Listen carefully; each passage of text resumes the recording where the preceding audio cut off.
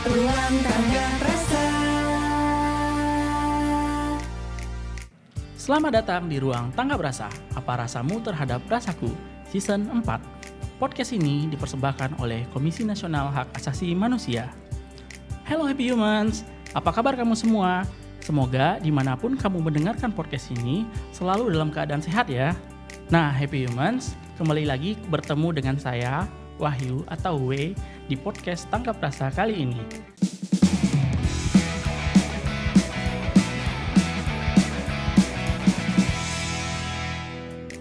Happy Humans, pada podcast kali ini kita akan membahas salah satu program andalan dari Subkomisi Pemajuan Komnas HAM. Dalam kerja-kerjanya, Subkomisi Pemajuan HAM memiliki salah satu fungsi, yaitu penyebarluasan wawasan HAM. Termasuk juga penyebarluasan wawasan HAM ini kepada sekolah-sekolah, kepada kampus-kampus, dan lembaga-lembaga pendidikan lainnya melalui program yang namanya Sekolah Ramah HAM atau biasa kita singkat dengan SRHAM. Dan tepat sekali, pada saat ini yang akan menjadi teman berbincang kita adalah Komisioner Pendidikan dan Penyuluhan dari Subkomisi Pemajuan HAM, yaitu Kakak Putu Elvina. Halo Kakak Putu, kembali lagi bertemu dengan saya nih Kakak Putu. Terima kasih Kak W. Ya, dulu kan kita pernah juga podcast di tema hak anak ya. Dulu sama saya juga sama Mbak Tari juga. Nah, sekarang kita ketemu lagi di podcast SRHAM. Ini tidak jauh-jauh juga pembahasannya dengan anak ya Bu ya. Iya. Lebih ke sekolahnya seperti itu. Nah, mungkin langsung saja ya Kak Putu ya. Apa sih itu SRHAM? Iya. Terima kasih Kak Wahyu. Memang kalau kita bicara sekolah ramah HAM, ini tentu memiliki kekhususan ya, karena kita tahu banyak sekolah-sekolah yang memiliki ciri-ciri khusus. Misalnya sekolah hijau untuk sekolah yang ramah lingkungan, ada sekolah anti korupsi misalnya, sekolah kejujuran dan lain sebagainya. Ada sekolah adiwiyata, ada sekolah ramah anak. Nah, lalu kemudian bagaimana nih sekolah ramah HAM? Apakah sama dengan sekolah-sekolah tersebut? Nah, tentu kalau kita bicara tentang sekolah ramah HAM Kak Wahyu, maka ini merupakan bagian atau suatu integrasi ya. Artinya kalau kita bicara integrasi, maka sekolah ramah HAM itu mengintegrasikan nilai-nilai terkait hak asasi manusia, itu yang pertama. Mengintegrasikan nilai-nilai Pancasila dan nilai-nilai kebinekaan. Nah, artinya sekolah ramah HAM ini harusnya bukan sesuatu yang baru, karena kita tahu bahwa kalau kita bicara hak asasi manusia itu adalah hak fundamental, hak yang diatur dalam Undang-Undang Dasar 45. Nah, sehingga sekolah ramah HAM ini sekolah yang mengintegrasikan nilai-nilai hak asasi manusia, tidak hanya dalam pengelolaannya, tidak hanya dalam kebijakannya, termasuk dalam lingkungan sekolah tersebut. Nah, artinya jenjang-jenjang yang diharapkan memiliki nuansa hak asasi manusia itu ada di berbagai level. Setidaknya ada 4 level misalnya, terkait kurikulumnya, terkait lingkungan, etos kerja, budaya di sekolah, terkait infrastrukturnya, bagaimana kemudian kurikulum baik itu kurikulum dasarnya maupun ekskulnya misalnya. Termasuk juga bagaimana membangun relasi koordinasi dengan berbagai pihak, sekolah dengan siswa, sekolah dengan tenaga pendidikan, lalu kemudian sekolah dengan komite dan lain sebagainya. Nah, jadi pada saat proses untuk melakukan relasi koordinasi hubungan-hubungan seperti itu, bahkan siswa dengan siswa itu harus kemudian berlandaskan hak asasi manusia. Kuncinya kalau kita bicara hak asasi manusia adalah bagaimana memanusiakan manusia. Itu yang paling mudah. Sehingga kalau kita bicara sekolah ramah HAM, harusnya di sekolah tersebut tidak ada praktek bullying. Tidak ada kekerasan, baik itu fisik maupun seksual. Ya, tidak ada kemudian praktik-praktik yang kemudian berpotensi melanggar hak asasi manusia. Maka kemudian kalau kita bicara sekolah ramah HAM, maka sekolah harus punya komitmen untuk memastikan kebijakan mereka, peraturan sekolah, dan lain sebagainya termasuk tata tertib ya. Siswa, guru, tenaga pendidik itu juga berasaskan hak asasi manusia. Tidak ada misalnya praktek-praktek orientasi yang kemudian membuat malu misalnya. Biasa kan kalau kita ada penerimaan siswa baru kan ada orientasi sekolah. Ingat nggak dulu waktu masih sekolah disuruh MOS, ngapain? ada MOS dulu. Ya, disuruh ngapain kalau MOS zaman dulu? Kalau zaman dulu sih memang kita disuruh kayak Aneh-aneh mengikuti ya. apa yang dikatakan senior. Ya ada yang itu. disuruh kuncir ini, ada Iya, yang disuruh benar. pakai jadi kayak kita tidak manusiawi lagi. Itu yang kemudian harus dihindarkan. Jadi sesederhana itu sebenarnya bicara tentang sekolah ramah HAM itu. Ya sih, menurut saya juga tepat sekali sih, nilai-nilai HAM itu sudah harus diajarkan di sekolah-sekolah seperti itu kan, dari dasar mereka dari kecil. Betul, betul. Nah, pertanyaan selanjutnya nih Kak Putu, SRHAM ini adanya sejak kapan sih di Komnas HAM, dan rencananya ke depan itu SRHAM itu mau apa, dan apa sih target dari kegiatan SRHAM ini? Nah, kalau kita bicara sekolah ramah HAM, maka bicara sekolah itu tidak akan jauh dari masalah pendidikan. Iya, benar. Nah, founding fathers kita terkait pendidikan itu kan Ki Hajar Dewantoro. Nah, Ki Hajar itu banyak berpesan terkait substansi atau esensial yang menunjang sebenarnya sekolah ramah HAM. Jadi sekolah ramah HAM itu atau pendidikan itu tidak hanya bicara transfer of knowledge, tapi juga transfer of value, artinya nilai. Nilai itulah yang kemudian melekat kepada esensi dari sekolah ramah HAM tadi. Nah, Komnas HAM karena salah satu mandat dalam Undang-Undang 39 terkait hak asasi manusia memandatkan untuk melakukan penyadaran, ya, meningkatkan kesadaran HAM masyarakat, sehingga pada saat kesadaran HAM masyarakat meningkat, maka kondisi yang lebih kondusif terhadap implementasi atau melaksanakan hak asasi manusia itu lebih mudah untuk tercapai. Nah, menciptakan kondisi yang kondusif itu tidak mudah ternyata. Bahkan melalui jalur sekolah ramah HAM yang digagas oleh Komnas HAM ini sebenarnya sudah lama, Kak Wahyu.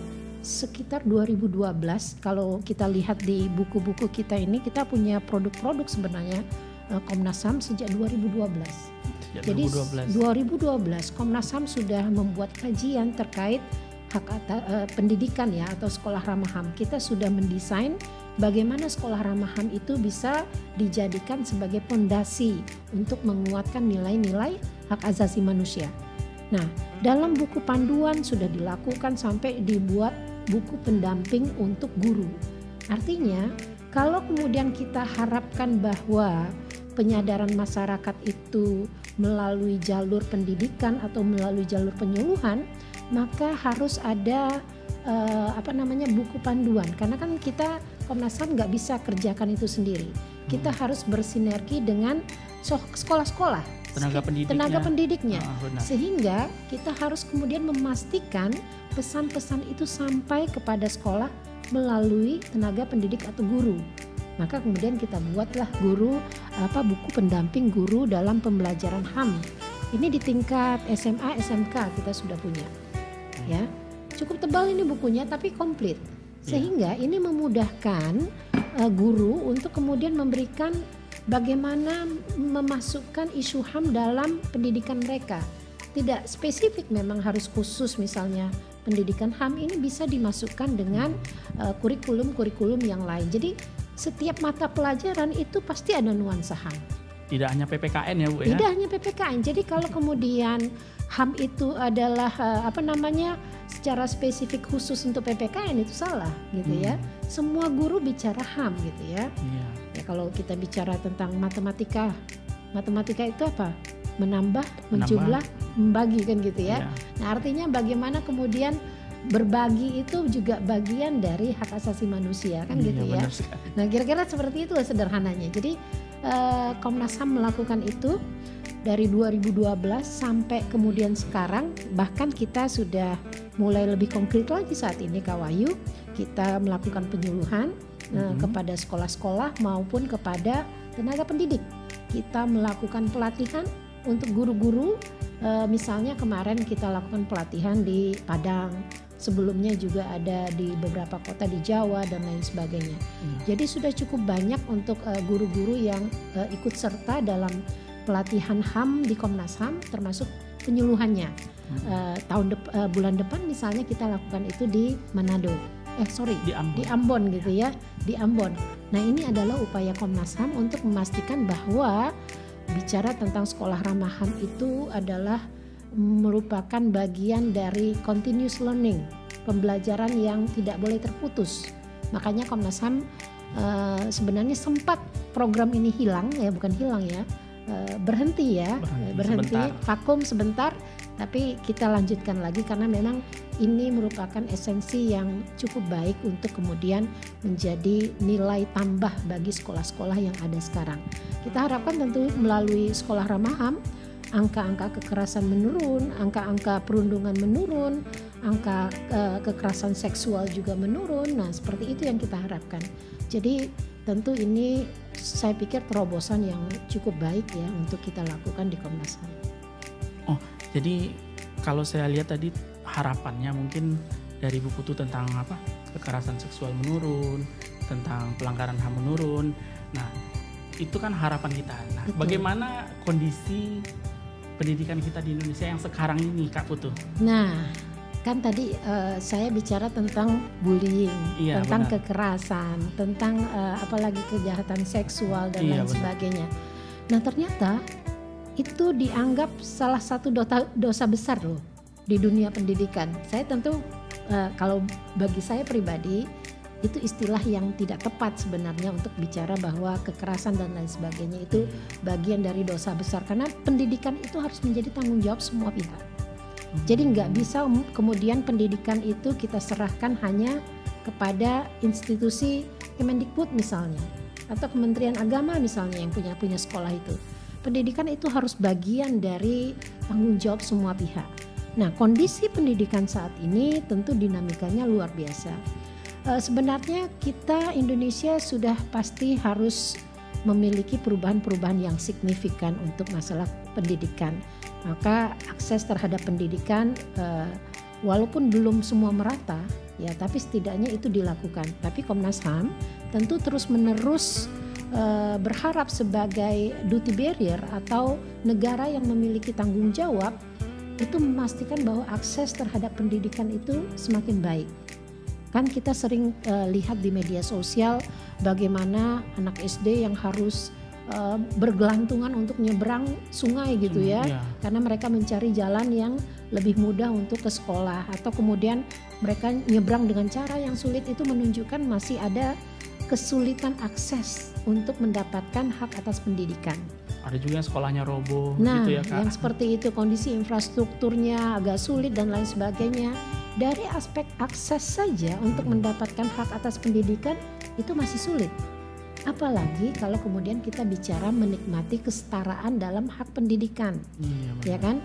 Bagaimana misalnya apakah pendidikan inklusif misalnya itu sudah benar-benar 100% dilakukan? Apakah semua penyandang disabilitas misalnya mereka semua sudah mendapat sekolah yang layak sesuai dengan karakteristik mereka misalnya? Nah, itu situasi-situasi pendidikan yang butuh kemudian cara jalan keluar yang kemudian progresif tapi kemudian juga tepat sasaran. Nah, ini yang harus dilakukan. Kita belum bicara tentang akses-akses yang lain dari dunia pendidikan saat ini. Nah, artinya dengan kurikulum Merdeka Belajar misalnya yang digagas oleh pemerintah itu kan memberi ruang sebenarnya agar pembelajaran itu tidak kaku, agar pembelajaran itu dinamis. Ini bagian baik, tapi kemudian implementasinya masih banyak kendala. Nah, dari sisi inilah yang kemudian Komnas HAM juga menggarisbawahi bahwa hak atas pendidikan itu kan hak fundamental, hak dasar kan gitu ya. Sehingga kalau kita bicara pendidikan, harusnya pendidikan itu inklusif, tidak ada yang tertinggal satupun. Iya, benar. Tapi pada faktanya masih banyak kemudian gara-gara akses, gara-gara uang sekolah, gara-gara tidak tersedianya sarana pendidikan yang memadai. Nah, itu kemudian berdampak mengurangi hak atas pendidikan bagi masyarakat. Jadi misalnya terkait sarana prasarana saja, jumlah sekolah di tiap tingkatan itu kan berbeda. Ya, misalnya keluar tamat SD mau lanjut SMP belum tentu itu tertampung semua. Iya, benar. Di sekolah negeri misalnya, sehingga kemudian mereka harus mencari sekolah swasta. Nah, belum tentu juga masyarakat Indonesia semuanya, terutama dari golongan yang tidak mampu, bisa menikmati sekolah swasta tersebut karena harus berbayar kan, misalnya seperti itu. Nah, dari segi biaya, dari segi akses, dari segi tersedianya layanan, itu memang masih menjadi beberapa tantangan yang perlu dicarikan jalan keluar. Nah, dari kondisi-kondisi pendidikan di Indonesia seperti yang Kak Putu jelaskan barusan, apakah tantangannya, tantangan dan kendala SRHAM ini bisa jalan gitu? Iya, kalau kita bicara SRHAM itu bisa jalan ya pasti bisa, tapi pertanyaannya apakah kemudian pemerintah sebagai duty bearer atau pemegang kewajiban atau tanggung jawab itu mau mengimplementasikan sekolah ramah HAM atau tidak? Jadi kan di awal tuh kita katakan bahwa bicara sekolah ramah HAM, bagaimana bicara transformasi of value ya, nilai ya, bukan hanya knowledge tapi nilai hak asasi manusia. Apakah kemudian negara melalui kementeriannya juga mengadop hal seperti ini? Apakah mereka juga menganggap bahwa hak asasi manusia adalah hak fundamental yang harus dilakukan atau masuk dalam kurikulum mereka? Tidak boleh setengah-setengah, harus keseluruhan. Karena kan kita di Komnas HAM menerima juga pengaduan terkait pelanggaran HAM. Nah, dengan makin meningkatnya pelanggaran HAM, maka indikasi bahwa banyak mungkin yang tidak ngerti soal hak asasi manusia. Kelihatannya sederhana, tapi dalam prakteknya itu sulit untuk dilakukan. Misalnya terkait toleransi, terkait perbedaan, menghormati perbedaan, itu kan semua yang sederhana gitu ya. Tapi dalam prakteknya itu sulit. Nah, sehingga pada saat mempraktekkan landasan dari hak asasi manusia itu menjadi tantangan tersendiri, maka disitulah kemudian rentan terjadi pelanggaran hak asasi manusia. Gitu Kak. Jadi bagi Komnas HAM tentu kita mendorong agar kurikulum yang dibuat oleh pemerintah, baik itu kurikulum umum yang sifatnya maupun kurikulum keagamaan misalnya, itu juga harus kemudian mengadop nilai-nilai hak asasi manusia. Karena kalau dalam definisi Undang-Undang Hak Asasi Manusia, hak asasi manusia itu kan hak yang diberikan oleh Tuhan, kan gitu ya. Nah, artinya ini memang bukan hak yang kemudian kita buat-buat sendiri juga, kan gitu ya. Jadi nilai-nilai dasar dari hak asasi manusia adalah nilai yang diberikan oleh Tuhan Yang Maha Esa. Nah, jadi seperti itu mudahnya, sehingga tentu kita harapkan bahwa ini bisa terintegrasi dengan kurikulum sekolah saat ini. Sehingga pada saat kita bicara tumbuh kembang anak misalnya, pembentukan karakter misalnya, atau tujuan-tujuan yang positif lainnya, maka hak asasi manusia harus menjadi nilai dasar yang harus membentuk karakter itu sendiri. Itu kira-kira. Sehingga kalau ini masuk ke dalam kurikulum karakter atau budi pekerti atau kurikulum pembelajaran, tujuan kita untuk menciptakan masyarakat yang kondusif terhadap penegakan hak asasi manusia, ya saya pikir akan tercapai gitu. Jadi harus sistematis caranya, harus masuk ke dalam kurikulum terkait nilai-nilai HAM tersebut. Ya.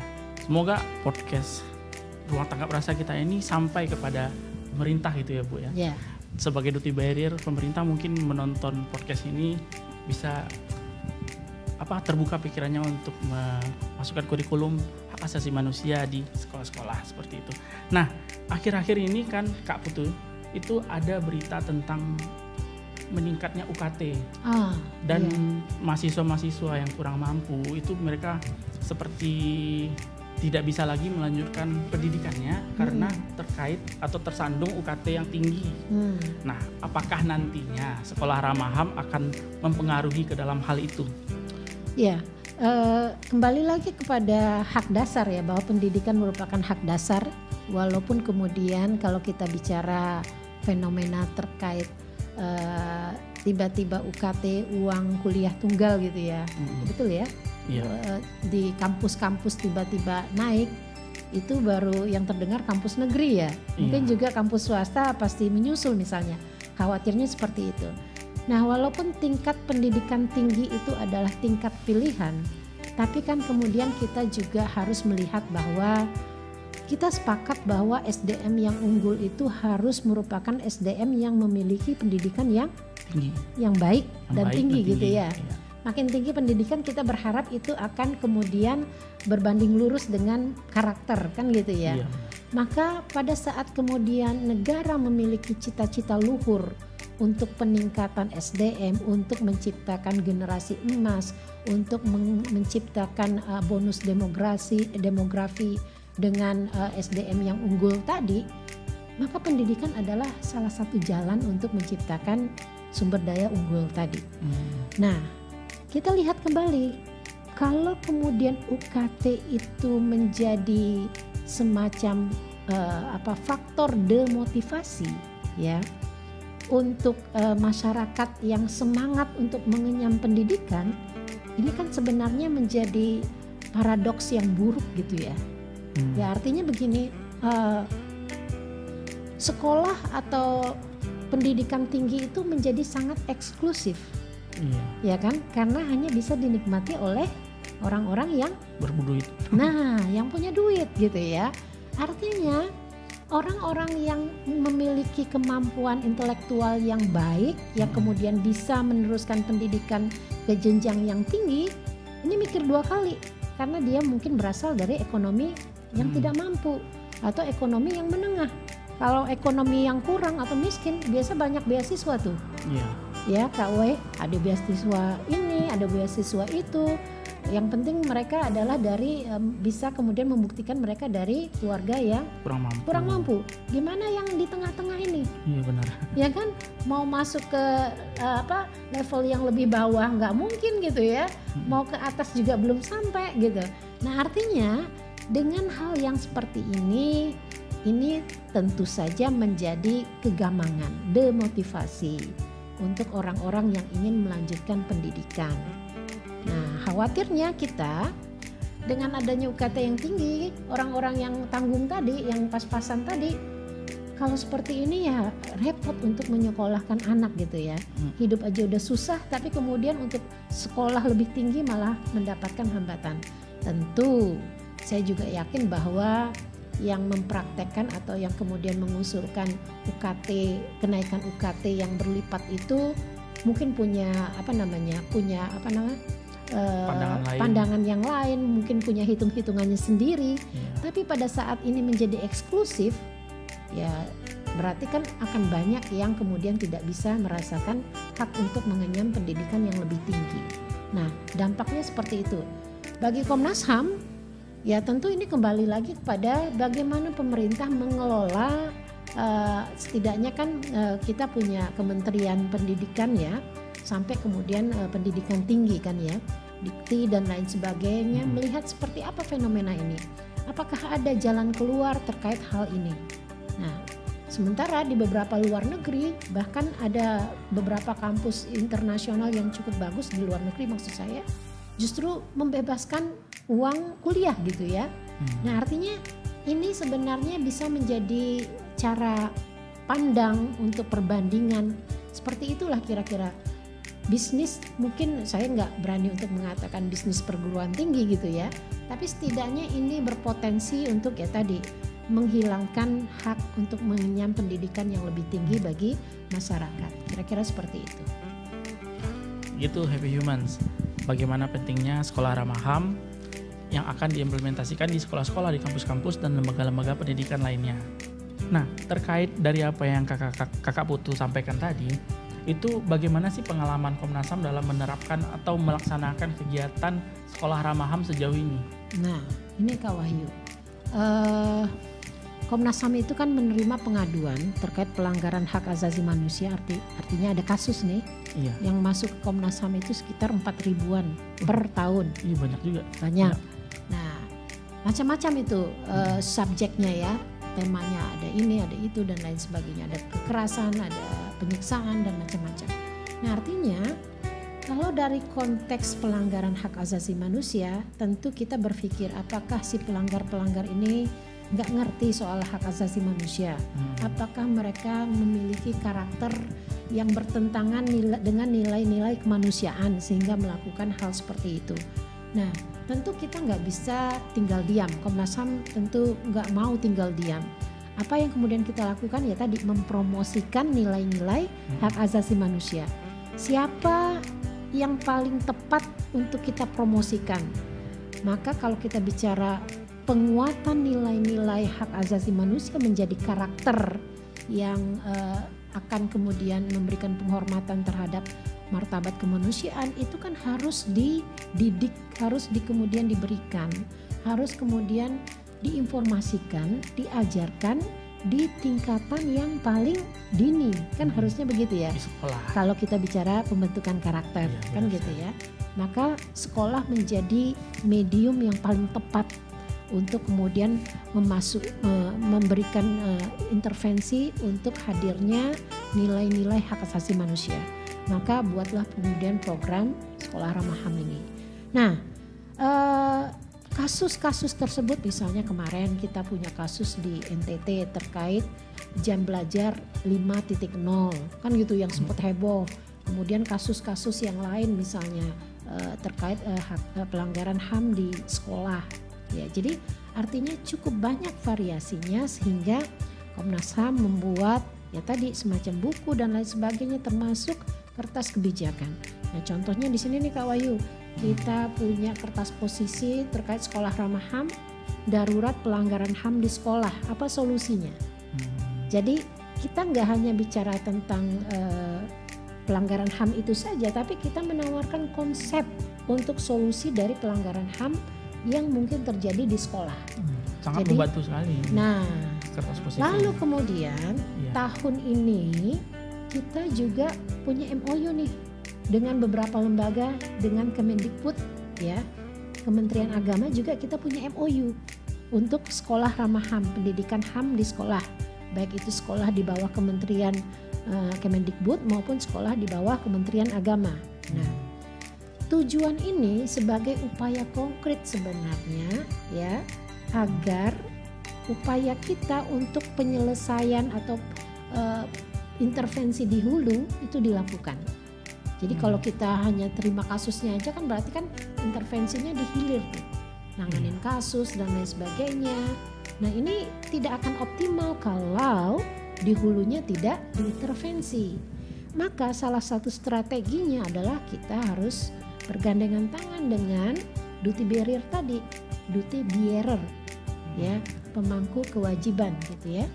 Nah, bergandengan tangannya gimana? Ayo kita buat MOU, kita lanjutkan dengan kerjasama yang memungkinkan hak asasi manusia itu menjadi landasan dalam kerja maupun implementasi mereka. Nah, strategis itu upaya yang kita lakukan. Ya, tentu kita berharap bahwa sekolah-sekolah di bawah Kementerian Pendidikan atau Kementerian Agama itu ya betul-betul serius untuk merespon ini gitu.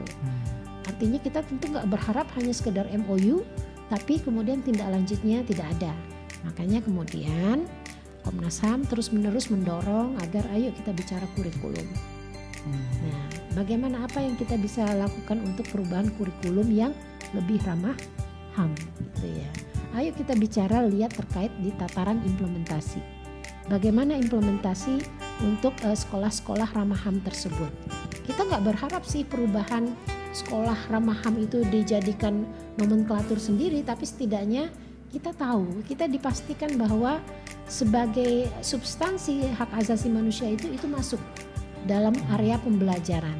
Sehingga pada saat guru mengajarkan tentang apapun pembelajarannya, apapun pelajarannya, maka nilai hak asasi manusia itu ada di situ.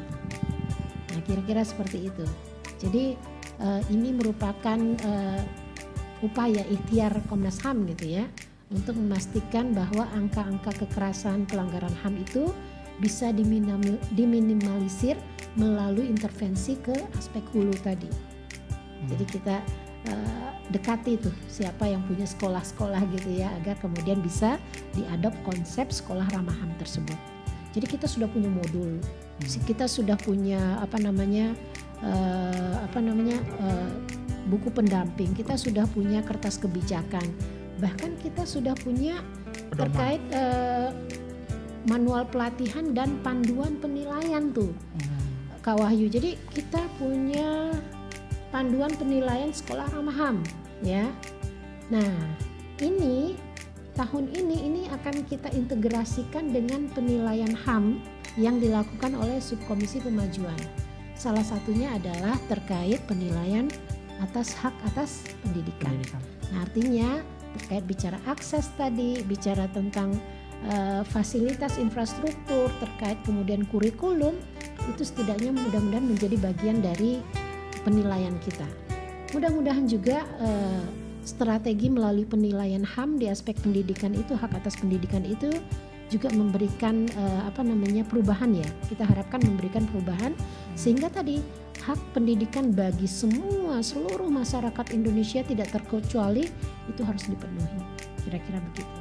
Jadi kalau misalnya sudah ada penilaian sekolah ramah HAM, berarti nanti akan ada nomenklatur predikat sekolah ramah HAM. Bukan. Gitu? Jadi Tidak. kita memang punya panduan penilaian sekolah ramah HAM. Ya. Tapi ini memang belum kita lakukan implementasinya. Ya. Nah, saat ini Komnas HAM punya program penilaian HAM untuk hak atas pendidikan. Oh, seperti itu. Jadi nggak spesifik penilaian sekolah ramah HAM. Karena ya sudah kita berpikir ya sudah itu menjadi kewajiban para pihak saja. Tapi kita bisa lakukan penilaian terhadap para pihak tersebut. Apakah nilai-nilai HAM dalam aspek pendidikan itu terpenuhi atau apakah hak atas pendidikan itu terpenuhi. Jadi nanti nilai-nilai HAM akan masuk di dalam indikator dari penilaian hak atas pendidikan Komnas HAM nanti. Kira-kira begitu Kak Wahyu.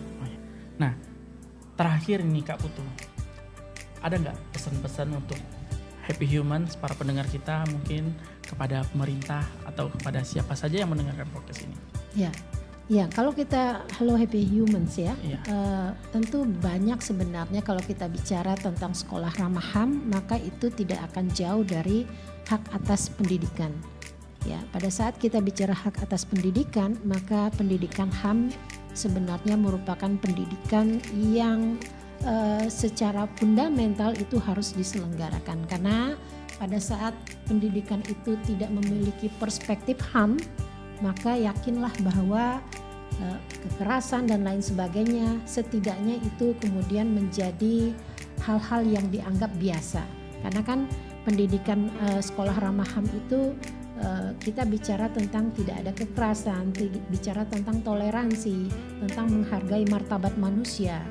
Nah, kalau kemudian sekolah ramah HAM itu tidak dijadikan sebagai bagian fundamental dalam kurikulum sekolah, dalam implementasi di sekolah, maka kekhawatiran kita akan makin banyaknya pelanggaran-pelanggaran hak asasi manusia bisa saja terjadi. Karena untuk merubah persepsi, perspektif seseorang dalam tindakan dan lain sebagainya sangat dipengaruhi oleh pengetahuan mereka, kan gitu ya.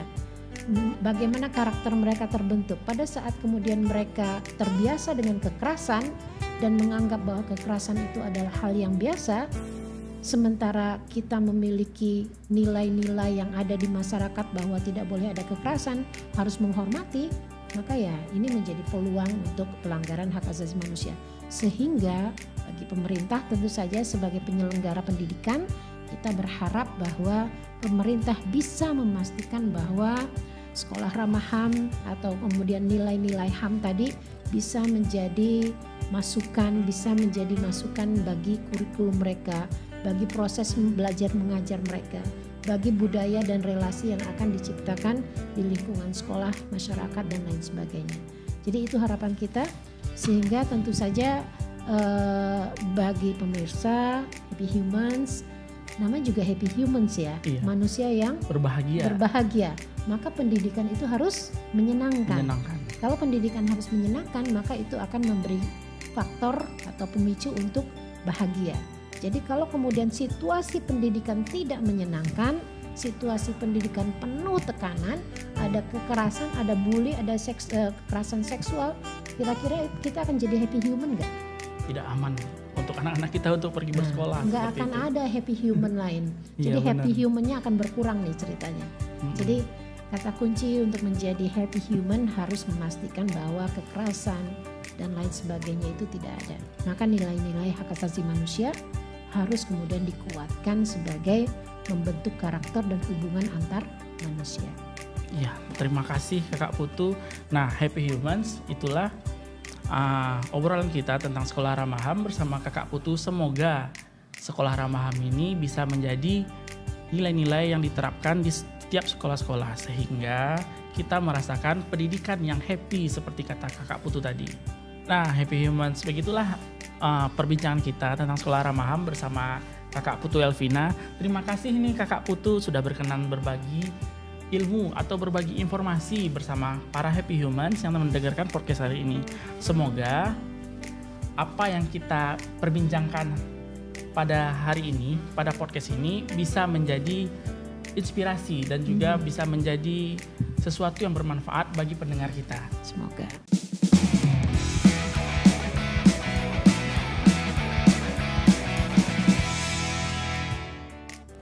Happy Humans, terima kasih telah mendengarkan podcast Ruang Tanggap Rasa kali ini. Kami masih menunggu feedback atau saran dari Happy Humans.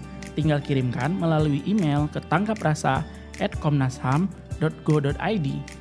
Dan juga ikuti sosial media kami di Instagram @komnas.ham, di Twitter @komnasham, di Facebook Komnas HAM, di YouTube Komnas HAM Channel, dan live chat di website tanggaprasa.id setiap hari kerja pada jam 1 sampai jam 3 sore. Sampai berjumpa di episode Ruang Tanggap Rasa berikutnya. Salam sehat untuk semua. Dadah Happy Humans.